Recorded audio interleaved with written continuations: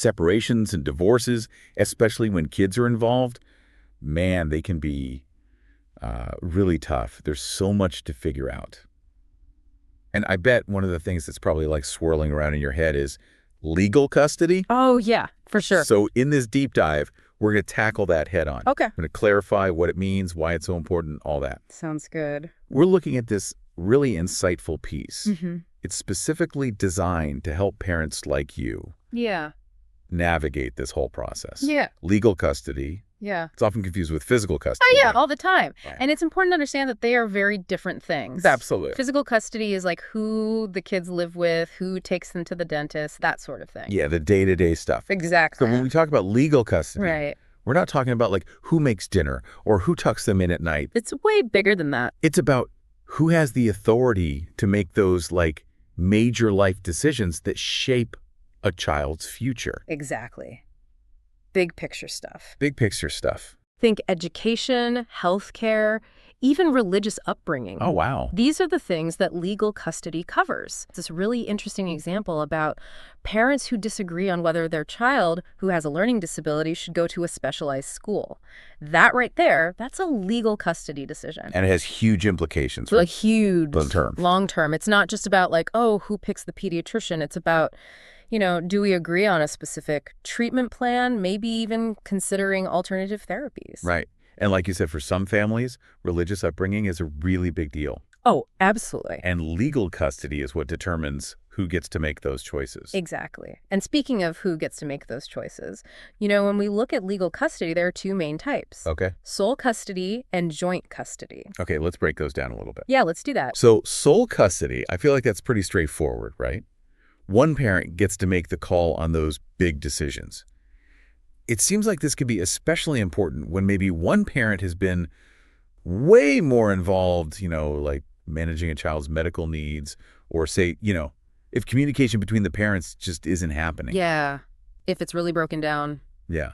So it's about making sure the child has stability, that there's someone who can make those decisions clearly. Right, exactly. But even though often joint custody is seen as like the ideal. Right. There are absolutely times when sole custody is what's best for the child, right? It can definitely be the most stable option. Yeah. Especially, in cases of abuse or neglect, or if it's clear that one parent just isn't in a good place to be making those kinds of decisions for their child. Yeah.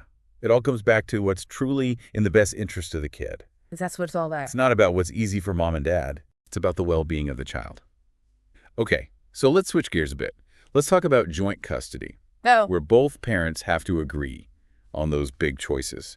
And I'm actually really curious about how this works in real life, because let's be honest, parents don't always see eye to eye on everything. Well, what's really interesting is that joint custody doesn't necessarily mean you have to be on the same page about absolutely everything right away. Right. It's more about having that system in place where both parents can communicate openly, share their thoughts. Even if they disagree initially. Even if they disagree.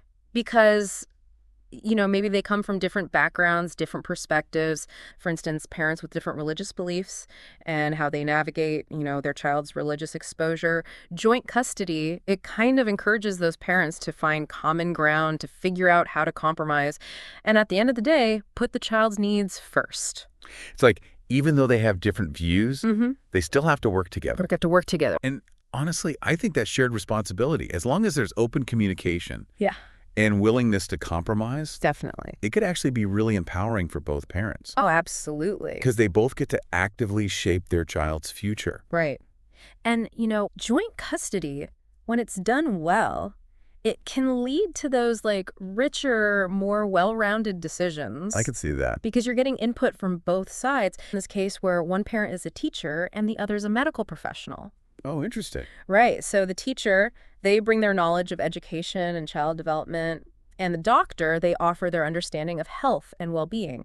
It's a really cool example of how these different perspectives can actually work together to benefit the child. Yeah, you get the best of both worlds. Exactly, the best of both worlds. So bottom line, legal custody, it's all about who gets to make the big decisions, right? Yeah. Separate from, the everyday caretaking. The day-to-day. It's about the things that really impact a child's life in a lasting way. And there are different ways to approach it, each with its own, pros and cons, and a lot depends on what's going on in your specific family situation. And this actually makes me think, whether it's sole custody or joint custody, how can understanding all these nuances really empower you as a parent to be that advocate, to fight for what's truly best for your child? That's something to really think about.